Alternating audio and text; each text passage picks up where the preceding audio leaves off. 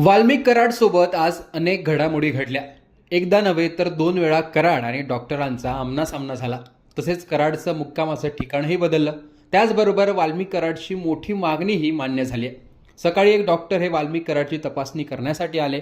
Valmik कराडची video कॉन्फरन्सिंगद्वारे कोर्टासमोर सुनावणी होणार होती. त्याआधी वाल्मिक कराडला ठेवलेल्या कोठडीत कराडची आरोग्य तपासणी केली गेली. त्यावेळी वाल्मिक कराड आजारी असल्याचं सांगितलं गेलं. कराडला सर्दी, खोकला आणि ताप आहे असं सांगण्यात आलं आणि त्या अनुषंगाने त्याला औषधं देखील देण्यात आली. त्यानंतर वाल्मिक कराडची सुनावणी झाली. त्याला 14 दिवसांची न्यायालयीन कोठडी सुनावली गेली. तेव्हा वाल्मिक कराडला जिल्हा रुग्णालयात तपासणीसाठी आणलं गेलं आणि ही तपासणी झाल्यानंतर कराडला बीड कारागृहात पाठवण्यात आलं. पांढरे केस, वाढलेली दाढी, चेहऱ्यावर मरगळ अशा अवस्थेत वाल्मिक कराड जिल्हा रुग्णालयात आला होता. त्याआधी तपासणीसाठी आलेले डॉक्टर नेमकं काय म्हणाले ऐका. पण आज वाल्मिकांना करड्यांचे रेग्युलर वैद्यकीय तपासणीसाठी आलेलो आहोत. त्यांना आपण रेग्युलर तपासणी केलेली आहे. थोडा त्यांना सर्दी खोकल्याचा त्रास आहे, त्यानिमित्त गोळ्या औषधं दिलेली आहेत.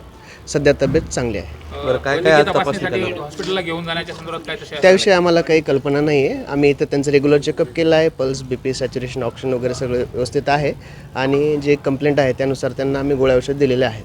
कुठल्या कंप्लेंट नव्हत्या त्यांच्या? सर्दी, खोकला आणि ताप, त्यासाठी गोळ्या औषध दिलेले आहेत. ताप देखील आला आहे का? हो, म्हणता येते. बरं, काय काय काय काय नेमकी आज तपासणी करण्यात आली? त्यांचं ऑक्सिजन बघण्यात आलं, पल्स, BP, टेम्परेचर घेण्यात आलं आणि ब्लड प्रेशर. बरं, म्हणजे रुटीन तपासणी आहे की न्यायालयीन रुटीन तपासणी आहे आपली, दररोज आपण करतो त्यापासून. सुरुवातीला खंडणी, नंतर मोक्का आणि संतोष देशमुख हत्या प्रकरणात कराड अडकले आहेत आणि दिवसेंदिवस अडकतही चाललाय. जामीन मिळण्याची कोणतीही आशा नाहीये. गेले अनेक दिवस वाल्मिक कराड पोलीस कोठडीत आहे, पण आज कोर्टाने न्यायालयीन कोठडी सुनावल्याने बीड कारागृहात त्याची रवानगी केली जाणार आहे.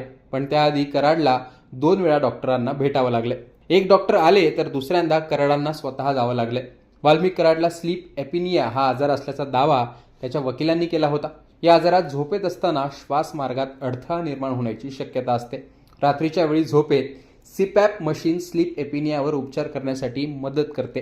तीच मशीन वाल्मिक कराडला मिळावी अशी मागणी वकिलांनी केली होती. त्याप्रमाणेच न्यायालयाने वाल्मिक कराडला CPAP मशीन देण्याची मागणी मान्य केल्याची माहिती मिळते.